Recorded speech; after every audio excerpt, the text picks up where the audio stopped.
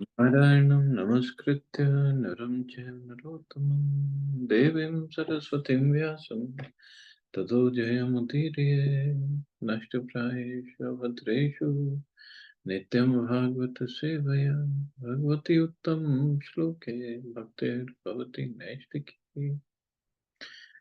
So continuing with the discussion on Sri Chaitanya Charitamrita, Madhya Lila, Chapter 1, the latter pastimes of Lord Sri Chaitanya Mahaprabhu, text 42 onwards. तार भ्रातुष्पुत्र नाम श्री जीव गोसाई अत भक्ति ग्रंथ कहला तार अंत नाई. Sri Rup Goswami's nephew, Shilajiv Goswami, has compiled so many books on devotional service that there is no counting them. Antanai, Tara Antanai. So many books he wrote. Shri Bhagavad Sandarbha Nama Grantha Vistara Bhakti Siddhantera Tate Dekhiyache Napara. In Shri Bhagavad Sandarbha, Shilajiv Goswami has written conclusively about the ultimate end of devotional service. The Bhagavad Sandarbha is also known as Shat Sandarbha or six Sandarbhas. In the first part called Tattva Sandarbha, it is proved that Srimad Bhagavatam is the most authoritative evidence directly pointing to the absolute truth. The second Sandarbha called Bhagavad Sandarbha draws a distinction between impersonal Brahman and localized Paramatma and describes the spiritual world and the domination of the mode of goodness devoid of contamination by the other two material modes. In other words, there is a vivid description of the transcendental position known as Shuddha Sattva.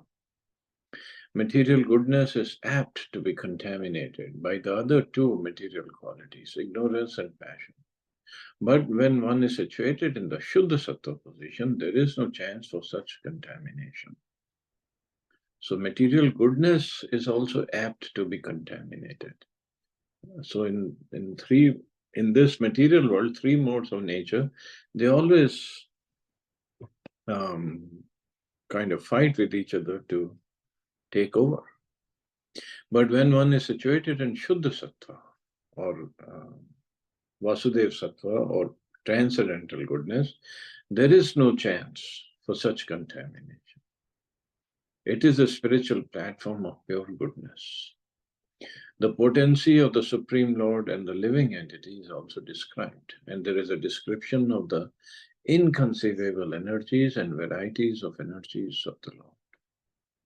The potencies are divided into categories: internal, external, personal, marginal, and so forth.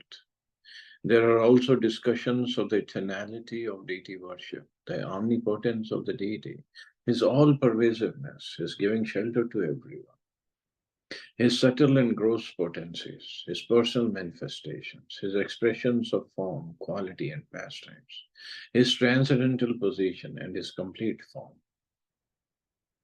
It is also stated that everything pertaining to the Absolute has the same potency, and that the spiritual world, the associates in the spiritual world, and the threefold energies of the Lord in the spiritual world. So, threefold energies of the Lord in the spiritual world are Sandhini, Samvit, and Hladini, are all transcendent. There are further discussions concerning the difference between the impersonal Brahman and personality of Godhead, the fullness of the personality of Godhead, the objective of all Vedic knowledge, the personal potencies of the Lord, and the personality of Godhead as the original author of Vedic knowledge. So much material is there. And how Jiva Goswami, and for Jiva Goswami, it is said, whatever he has written and the amount of stuff he has given, nobody can come close to his writing. The third Sandarbha is called Paramatma Sandarbha. And in this book, there is a description of Paramatma, the Supersoul, and an explanation of how the Supersoul exists in millions and millions of living entities. There are discussions of the differences between the qualitative incarnations and discourses concerning the living entities, Maya, the material world, the theory of transformation, the illusory energy, the sameness of this world and the supersoul, and the truth about this material world. In this connection, the opinions of Sridhar Swami are given. It is stated that the Supreme Personality of Godhead, although devoid of material qualities, superintends all material activities. There is also a discussion of how the Leela avatar incarnations respond to the desires of the devotees, and how the Supreme Personality of Godhead is characterized by six opulences. Now, although by mercy of Prabhupada, through his commentaries in Bhagavad Gita, Bhagavatam, and Chaitanya Charitamrita, now we are studying, Prabhupada has tried to cover everything. Maybe he touched some points here and there, but he has tried to cover everything, whatever is important for us. The fourth Sandarbha is called Krishna Sandarbha, and in this book, Krishna is proved to be the Supreme Personality of Godhead. There are discussions of Krishna's pastimes and qualities, his superintendence of the Purusha avatars, and so forth. The opinions of Sridhar Swami are corroborated. In each and every scripture, the supremacy of Krishna is stressed. Baldev, Sankarshan, and other expansions of Krishna are emanations of Mahasankarshan. All the incarnations and expansions exist simultaneously in the body of Krishna, who is described as two-handed. There are also descriptions of the Goloka planet, Vrindavan, the eternal place of Krishna, the identity of Goloka and Vrindavan, the Yadavas and the cowherd boys, both eternal associates of Krishna, the equality of the manifest and unmanifest pastimes, Sri Krishna's manifestation in Gokul, the queens of Dwarka as expansions of the internal potency, and superior to them, the super excellent gopis. There is also a list of the gopis' names and a discussion of the topmost position of Srimati Radha. The fifth Sandarbha is called Bhakti Sandarbha, and in this book there is a discussion of how devotional service can be directly executed and how such service can be adjusted either directly or indirectly. There is a discussion of the knowledge of all kinds of scriptures, the establishment of the Vedic institution of Varnashram, bhakti as superior to fruitive activity, and so forth. It's also stated that without devotional service, even a Brahman is condemned. There are discussions of the process of karma tyaga, the giving of the results of karma to the Supreme Personality of Godhead, and the practices of mystic yoga and philosophical speculation, which are deprecated as simply hard labor. The practice of mystic yoga, dhyana yoga, and philosophical, which is jnana yoga, these are all deprecated as simply hard labor. Only bhakti is what matters. Worship of the demigods is discouraged, and worship of a Vaishnava is considered exalted. No respect is given to the non-devotees. There are discussions of how one can be liberated even in this life, Jivan Mukta. Lord Shiva as a devotee and how a bhakta and his devotional service are eternally existing. It is stated that through bhakti one can attain all success because bhakti is transcendental to the material qualities. There is a discussion of how the self is manifest through bhakti. There is also a discussion of the self's bliss, as well as how bhakti, even imperfectly executed, enables one to attain the lotus feet of the Supreme Personality of Godhead. Unmotivated devotional service is highly praised, and an explanation is given of how each devotee can achieve the platform of unmotivated service by association with other devotees. There is a discussion of the differences between Mahabhagavat and ordinary devotee, the symptoms of philosophical speculation, the symptoms of self-worship or ahangropasana, the symptoms of devotional service, symptoms of imaginary perfection, acceptance of regulative principles, service to the spiritual master, Mahabhagavat, and service to him. Service to Vaishnavas in general. The principles of hearing, chanting, remembering, and serving the lotus feet of the Lord. Offenses in worship, offensive effects, prayers, engaging oneself as an eternal servant of the Lord. Making friendships with the Lord and surrendering everything for His pleasure. There is also a discussion of Raganuga Bhakti, spontaneous love of Godhead, of the specific purpose of becoming a devotee of Lord Krishna, and a comparative study of other perfectional stages. And then comes Priti Sandarbha. I'll not go in detail, Prabhupada given long purport. A thesis on love of Godhead. Here it is stated that through love of Godhead, one becomes perfectly liberated and attains the highest goal of life. So much stuff is there. So much. And then further what he has written, Gopala Champu Name Grantha Mahashura, Nitya Lila Stapanya He Vraje Rasapura. The most famous and formidable transcendental literature is a book named Gopal Champu. Champu means the pastimes.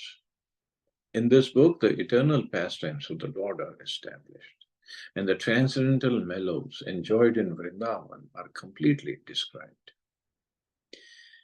In his Anubhashya, Srila Bhaktisiddhanta Saraswati Thakur gives the following information about Gopal Champu. The Gopal Champu is divided into two parts. The first part is called the Eastern Wave, and the second part is called Northern Wave. In the first part, there are 33 supplications, and in the second part, 37 supplications. Supplications, maybe it's chapters. In the first part, completed in 1510 Shakabda, AD 1588, the following subject matters are discussed. Vrindavan and Gokul, the killing of the Putna demon, the gopis returning home under the instructions of Mother Yashoda, the bathing of Lord Krishna and Balram, and Snigdhakantha and Madhukantha.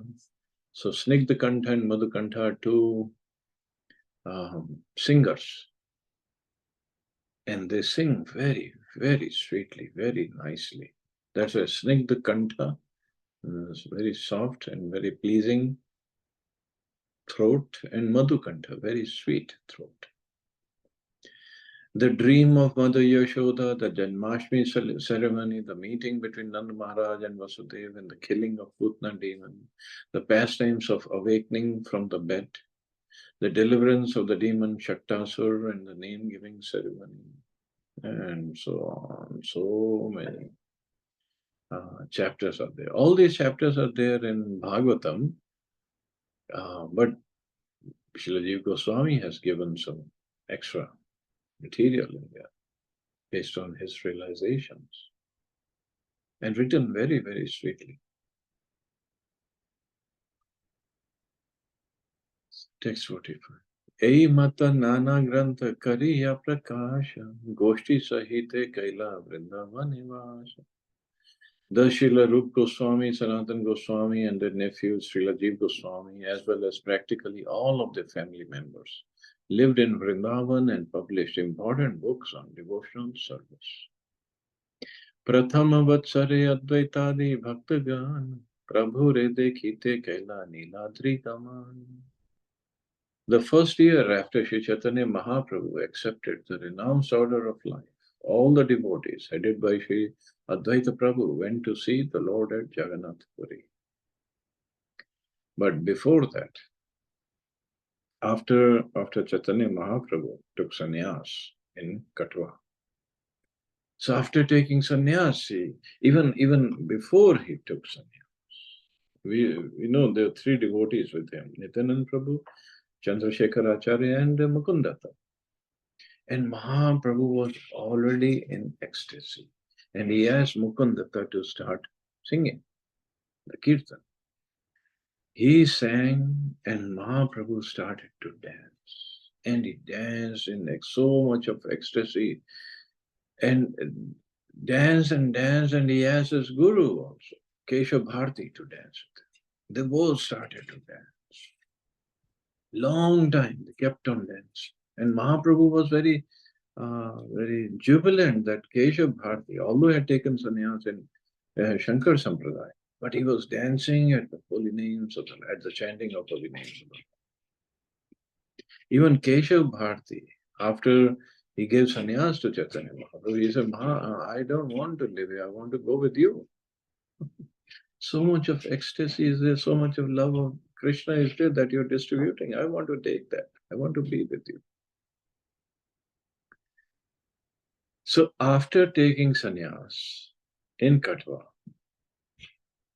Mahaprabhu started chanting, dancing, and he started walking towards Vrindavan. He said, I have taken sannyas.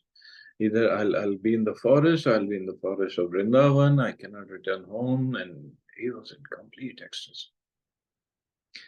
So Nityanand Prabhu, what he did, he sent Chandrasekhar Acharya and Mukundatta back to Navadvip and to tell everybody, yes, Chaitanya Mahaprabhu has taken sannyas now. So Nityanand Prabhu went ahead of Chaitanya Mahaprabhu when he was going to Vrindavan.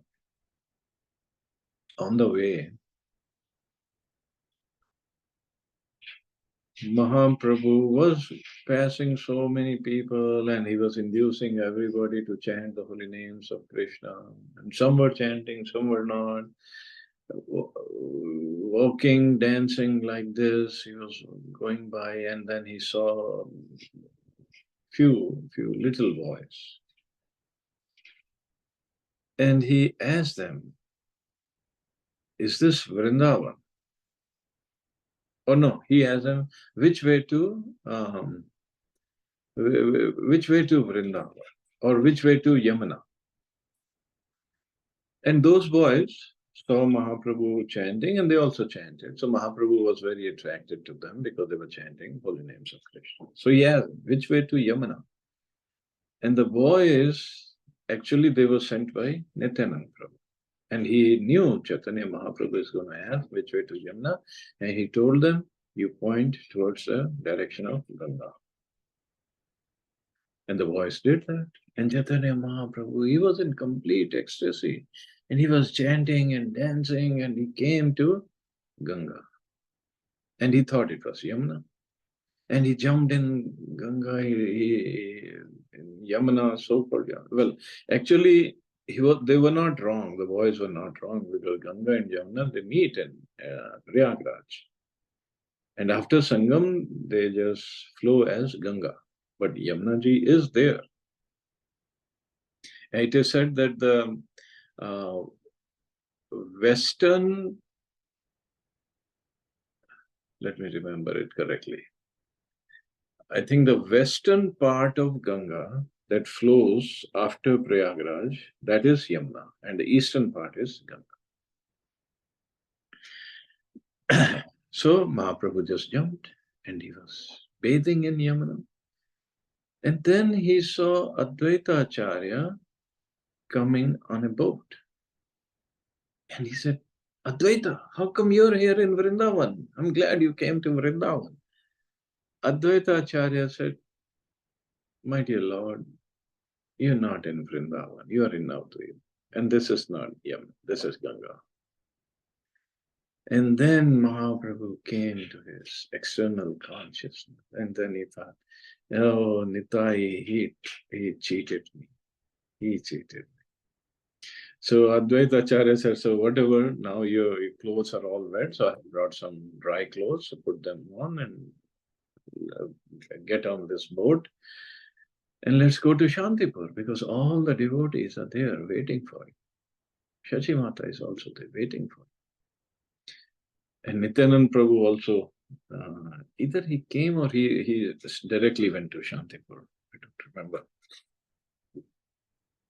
So Mahaprabhu then came to Shantipur, but he could not go home because he had taken sannyas. So he could not go back to his house in Navadvip. So he came to Shantipur. And Shachi Mata was there. All the devotees were there. And they saw Mahaprabhu in sannyas form, shaved up his head. And they all started to cry, but they were all happy that Mahaprabhu has come and And they started chanting, dancing, and Shachi Mata also came. She was happy to see Nimai after a long time. She could not bring Vishnu Priya with her because sannyasi, he could not be with his this wife from Grasta ashram. So Shachi Mata then asked Mahaprabhu to stay there for Shantipur for a few days so she could cook for him and feed him. And Mahaprabhu agreed, and Shachi Mata would cook every day so much of quantity of prasadam that all the devotees would be fed properly. And and she was feeding Mahaprabhu. Mahaprabhu said, I've taken sannyas, I cannot eat that much. But no, she won't listen. She would feed him so much. And then there is conversation between Nityanand Prabhu and Advaita Acharya. Nityanand Prabhu, they would mockingly, they would fight. But those who would understand what actually they were saying, they were glorifying each other. But outwardly it looked like they were fighting. Like Nityanand Prabhu was sitting and having prasad, and Advaita Acharya would say, oh, why, how come we are feeding him and we don't even know his caste and don't know what does he belong to and this and that. And actually, if we know properly, Nityanand Prabhu, obviously he's beyond any caste. He's the Supreme Personality of Godhead. But Advaita Acharya and Nitin, this was a daily for the reciprocations between them. And Nityanand Prabhu, he was eating and he threw some rice on the ground. And some of those rice particles, they flew and touched the body of Advaita Acharya. And because Nityanand Prabhu had thrown them, Advaita Acharya started dancing ecstatically in love of Krishna. But he was saying, "Oh, Nitai, he has defiled me. He has broken my caste." But this is how. And then Chaitanya Mahaprabhu, after a few days, he said, "I have to go." Shachi Mata again asked him to stay. So for 10 days, Mahaprabhu stayed in that house, and Shachi Mata cooked for him, served him to her heart's content. And after that, Shachi Mata asked, Mahaprabhu wanted to go to Vrindavan, but Shachi Mata said, no, go to Jagannath Puri. Because devotees from here, they always go to Jagannath Puri. I'll get your news, news of your well-being. So go to Jagannath Puri. And she said, Navdeep and Jagannath Puri are like two rooms of the same house. So then Chaitanya Mahaprabhu decided to go to Jagannath Puri. But obviously that was the external reason. Internal reason, he wanted to go to Jagannath Puri because of as I have explained earlier, the mood of Lord Jagannath and the mood of Lord Chaitanya. Both fit each other very nicely. So that's why and here it is that the first year after Shri Chaitanya Mahaprabhu accepted the renounce order of life, even his trip to Jagannath Puri, we did read part of it when he first went to Jagannath Puri, and Nityanand Prabhu, Mukunda, I think Haridas Thakur, and some other devotees were with him. And Chaitanya Mahaprabhu, when he was walking from Navadvip to Jagannath Puri, he was in complete ecstasy. He didn't know where he was. He was just chanting and dancing. And the devotees were chanting and dancing along with him. There were many toll plazas they had to cross. Because at that time, that part was, or even whole India was divided into different kingdoms. So every at every time they passed through some road, some kingdom, they had to pay the toll. And Mahaprabhu was not carrying any money, and he had forbidden all his associates also not to carry any money. He said, I'm a sannyasi. Sannyasi is not supposed to carry any money.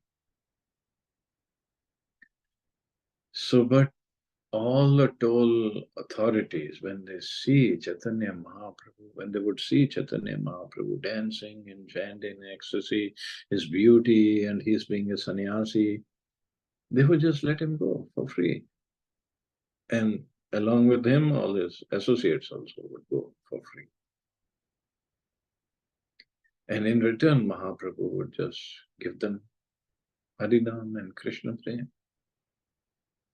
So profusely, so liberally, he delivered, or he just gave Krishna and Krishna Prem.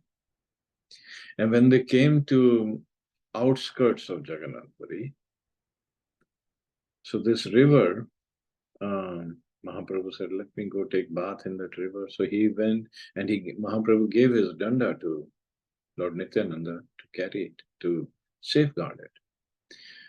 But Nityananda Prabhu, in another ecstasy, he just broke danda in 3 places and threw it in the river. Mahaprabhu came back after bathing and he forgot he had given danda to Nityananda Prabhu, and they all started walking, dancing, chanting. And then remember, Mahaprabhu, what happened to my danda? I gave you my danda. And Nityananda Prabhu said, what danda? I don't remember. No, I gave you my danda. Oh, that danda. Well, while dancing, you were falling on the ground and you fell on the danda. It broke in 3 places. So I just threw it in the river. And Mahaprabhu, externally he got angry. Internally he was happy. I'm not going to walk with you guys. You don't listen to me. And so I'm going to go to Jagannath Puri alone. So either you go ahead of me or I'm going to go ahead of you. And the devotee said, no, no, no, you walk ahead of us. We're going to follow you. So that place where Nityananda Prabhu broke the danda of Mahaprabhu and threw it in the river is now it's called Dandabhanga River. And ISKCON got a beautiful property there, nice temple right at that location. And then Mahaprabhu went, and there is a on the river, it's called Athar Nala, or 18 arches are there, and those arches are still there. There's a bridge with 18 arches. Then he crossed, and when one crosses that Athar Nala, then now the buildings are constructed, but for that time Mahaprabhu could see Sudarshan Chakra of Lord Jagannath temple on top of Lord Jagannath temple. So he paid obeisances from there. And then he went further. So we'll, obviously in Chaitanya Charitamrita, those pastimes are not described, but in Chaitanya Bhagavat, they're described very nicely. So time to time we'll describe those. Anyway, I guess I can stop here. See anybody has any questions or comments?